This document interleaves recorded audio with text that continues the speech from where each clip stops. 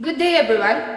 My name is Nathaniel and I would like to present to you our research paper entitled A Study on the Impact of Outdoor Activities in Improving Managing Skills in Accountancy, Business and Management Students. I, along with my co-researchers, Ms. Timbol, Mr. Gaudia, Ms. Noble, Ms. Jumilla, Ms. Ibanez, Ms. Cadeliña, Ms. Juson, Mr. Fundano, Ms. Rebualos, and Mr. Natividad, have conducted an in-depth study on the impact of outdoor activities in improving managing skills in accountancy, business, and management students.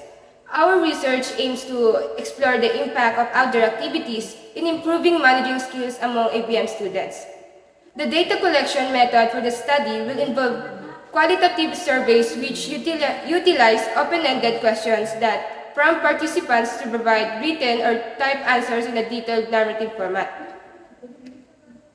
The teamwork and managing skills of accountancy, business, and management students can be greatly improved by participating in outdoor activities outside of the classroom. One good example of an outdoor activity is project management, which focuses on how to plan, execute, and manage programs and community service. It provides a novel and rewarding way for business students to strengthen communication skills while developing leadership. According to Riggio et al. 2020, outdoor adventure programs had a positive impact on the leadership skills of high school students. Involving students in outdoor learning activities is increasingly being recognized that contact with nature promotes well-being and health for adults and children, according to Keniger et al., Tohig Bennett, and Jonas 2018. And according to Oliver 2020, students are holding onto their classrooms and teacher, but life is full of opportunities to step outside the comfort zone, but grabbing hold of them can be difficult. Exposing kids to outdoor activities is one of the teacher's teaching strategies to help the students learn to stand on their own, venture beyond of their comfort zones, and deal with the realities of life. Outdoor activities provide opportunity for participants to practice and improve their managerial skills in a real-life context. Learning outside the classroom or outdoor learning can bring together various fields or subjects that make it possible for students to understand nature as a whole and intact, namely by making connections between these fields, according to Setiawan, Aznam, Paidi, and Siratwati to 2020. This study will explore the extent to which outdoor activities can improve managing skills among ABM students. We felt that there was a gap in the existing literature or a need to further explore. Therefore, we embarked on this research to shed light on the impact of outdoor activities in improving managing skills in accountancy, business, and management students. Good day. So I will discuss the statement of the problem. So this study sought to determine the impact of outdoors activities in improving managing skills in accountancy, business, and management students. To answer the above cited problem, an answer to the following will be sought. What is the impact of outdoors activities on ABM students on their well-being, self-improvement, or self-esteem? How those outdoors activities help ABM students to develop their skills, preference, and needs? Why is it important to conduct outdoors activities to ABM students' academic performance? So next is scope and delimitation. The scope of this study is limited to accountancy, business, and management students in MNHS Kamaya campus. The study will examine the impact of outdoors activities on managing skills and will not investigate other factors that may affect managing skills.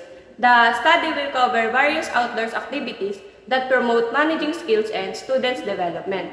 The researchers limit the studies of 155 students includes both male and female of accountancy, business, and management academic track in Maribeles National High School Kamaya campus, who were purposely selected in the school year 2022 to 2023. The students will be selected from different sections of ABM track to prevent bias and subjective perceptions. Good day everyone, I'm Nathaniel Gaudia, and the next is the significance of the study. The significance of the study in its potential benefits for students, parents, teachers, and future researchers. For students, they will gain an understanding of the positive and negative effects of outdoor activities on improving managing skills, as well the sociological, physical, and emotional aspects of the development. For the parents, they will benefit from learning about the potential impact of outdoor activities on their children managing skills. For teachers, the result of the study can give teachers an idea on how they can improve the abilities of a student and also improve their strategies. And for researcher, this study can serve as a basis for future research, and it can be a source of knowledge and valuable information for researcher in this field. And this is end of the chapter 1. The next, the theory in chapter 2 that explained by Miss Jumilla. This theory is cognitive learning theory, also known better learning program for students, which focus on the internal processes that surrounding information for teaching students. This cognitive theory is primary foundation for explaining how we learn things. It helps develop effective plans that make our acquire new knowledge, that able to transfer knowledge to solve issues or situations that are unfamiliar for everyone. This theory helps the student to expand outdoor activities to learn strategies in improving ability and to enhance in better learning that makes completely enhance in learning process, which make it easy to expand our knowledge about outdoor activities. In this interactive theories approach to question about social cognition, that focuses on bodily behavior and environmental context. This theory suggests people to acquire language and communications skills. These social interactions is face-to-face communicating of actions, reactions, and mutual adaptations between two or more individuals with the communications actions that can help in outdoor activities to practice and develop social communication action skill, engaging in outdoor activities to communication in the individual and by group effectively with others. The social ecological theory suggests that the physical, mental, and social well-being of an individual are influenced by their environment, and this theory has been identified for systems that impact how children grow and develops. Engaging in outdoor activities can have a positive impact on an individual's physical and mental health, reducing the risk of chronic diseases and improving social skills taught interaction with others, which is essential for human development. This highlights the impact of considering multiple factors that influence health and development when conducting research. The social cultural learning theory emphasizes the crucial role of the environment and social interaction in cognitive development and learning. It suggests that the people construct their own knowledge through real-world experiences, rather than receiving information passively. This theory highlights the importance of language in social and development and encourages collaborative learning, which provides an opportunity for cross-cultural learning and new skills. Application in research, social cultural theory can guide the design of learning environment that facilitate social interaction and support individual development. The experiential learning theory. This theory focuses on the idea that the best way to learn things is by actually having experiences. Those experiences then stick out in your mind and help you retain information and remember facts. This theory allows accounting, business, and management students to immediately apply what they learn in outdoor activities in real-world experiences and allows students to practice teamwork. This theory will help ABM students to improve their motivation and prepare for the real world. The last theory is the humanistic theory method, involving the social, emotional, and intellectual creative practical, and other talents. This theory emphasizes self-esteem, objectives, and complete autonomy as essential components of learning. Humanists affirm that humans have the freedom to give meaning, value, and purpose to their lives by their own independent thoughts, free inquiry, and responsible creative activity. The humanistic learning theory has many methods to emphasize self-esteem. This theory will help accounting, business, and management students to have the freedom to do what they can in their outdoor activities and live by their independent thoughts. This theory will help ABM students be creative and practical for every activity that they can do outside. And we would like to discuss the review of the related literature wherein they are the roles of outdoor activities and the positive and negative impact of it. Therefore, we just want to discuss that the role of these outdoor activities is to have a big impact or a big help to those students, not for some extracurricular gains that they may earn upon joining those activities, but to gain experience in enhancing and developing the knowledge and skills that they already have. However, not only can outdoor activities enhance the relationship between the nature and the students, but through this activity, we can say that they enhance the knowledge of a students to socialize, which may come in handy in a situation wherein they need to show their skills in managing an organization or even just a small group of people. Also, these activities may help to practice those skills and knowledge, and having experience is also one of the key to ensure those skills develop through time. Good day everyone, and this is the positive impact of outdoor activities. Outdoor activities have been long recognized as effective ways to enhance skill, including management skill. These activities can range from team building exercise to adventure sports and can be designed to improve communication, leadership, problem solving, decision making, and other critical management skills. Let's begin with study by Harvey D. 2019.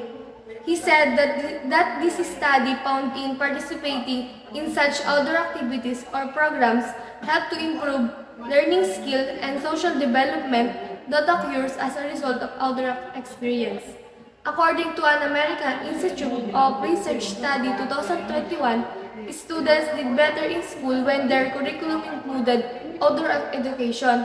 According to the study, students who participated in outdoor education had higher standardized test score, a better attitude towards school, better in-school behavior, higher attendance, and overall higher student accomplishment.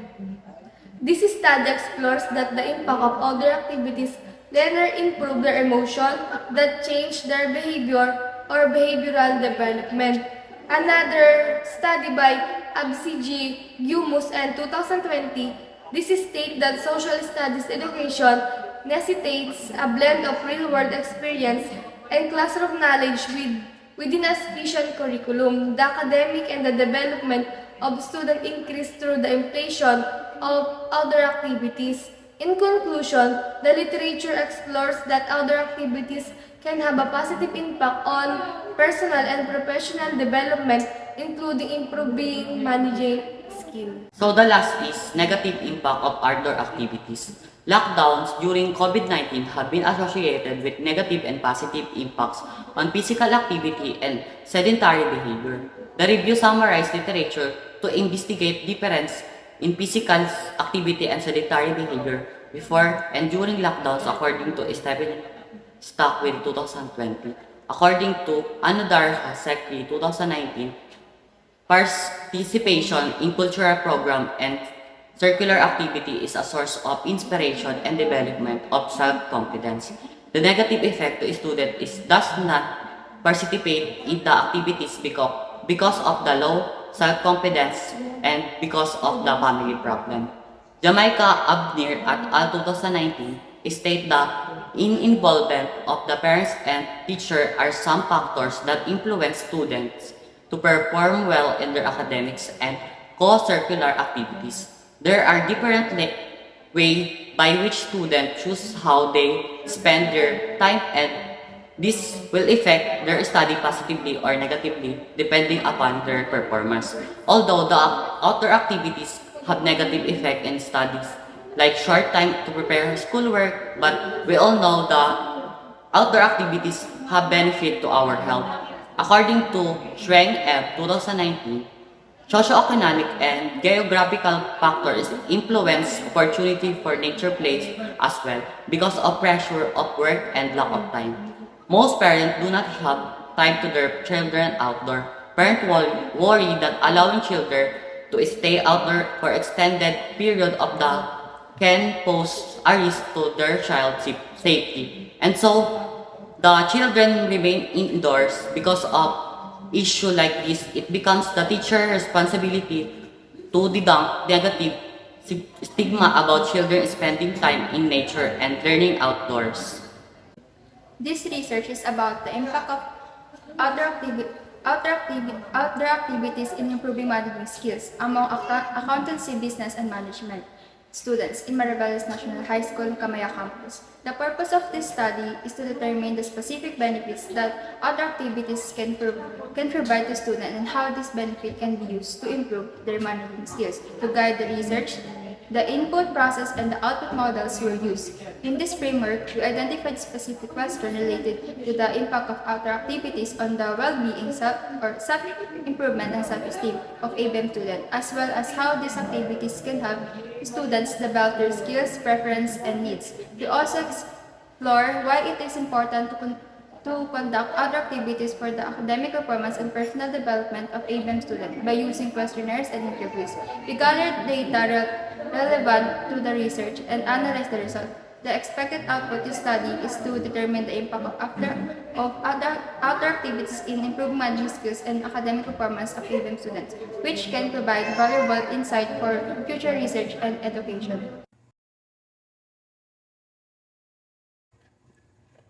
Good day. Let us now proceed on Chapter 3.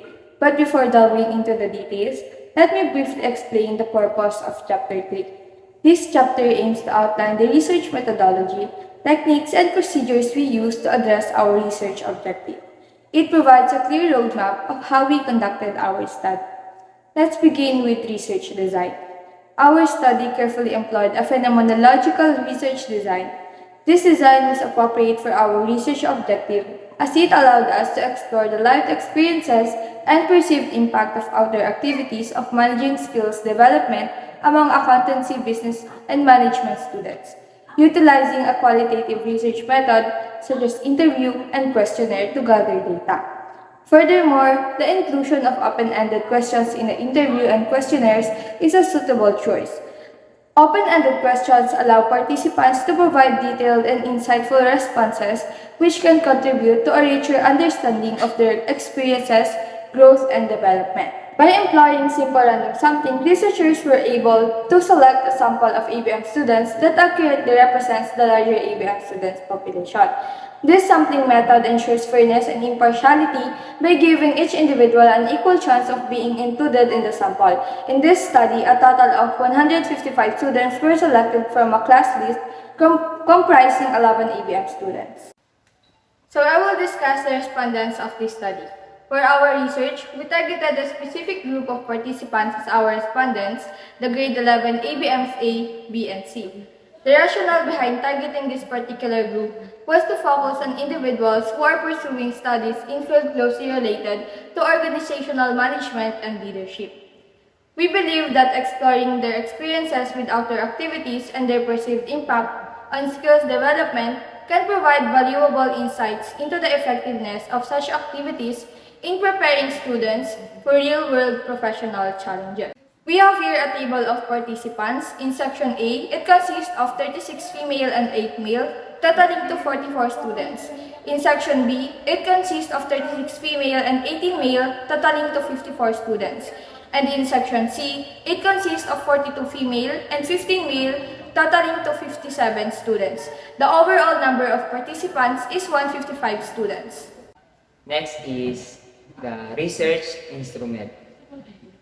In this study, the following instruments are utilized by the researcher to gather all the data needed to answer the specific problem in the study.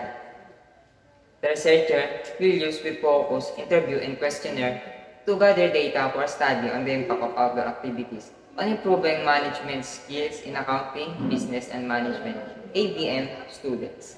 This question motive is to collect as much detailed information as possible from the respondents. Basically, the proponent choose an open-ended type of questionnaire, letting the respondent feel at ease when they answer the question provided by the researcher.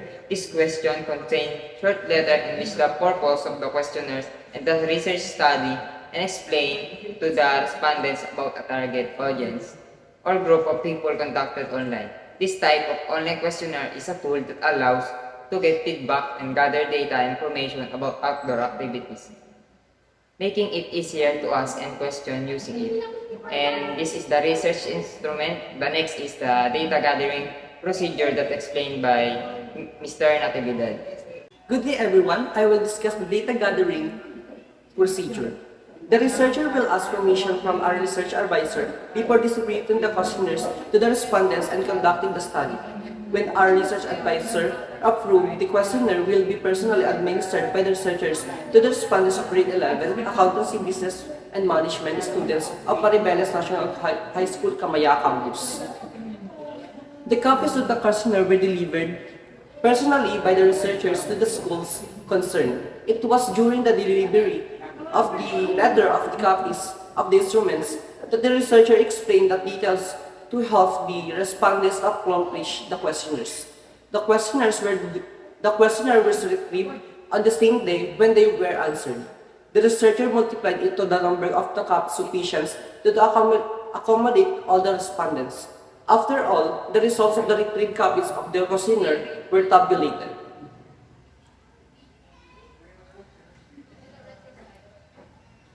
The correlation between factors including the outdoor activities, managerial abilities, leadership, communication, decision-making, and the problem-solving can be examined using correlation analysis. Additionally, the open-ended replies gathered from the participants can be examined using qualitative data analysis. This will aid in illuminating in further detail the experiences and viewpoints of the ABM students with reference.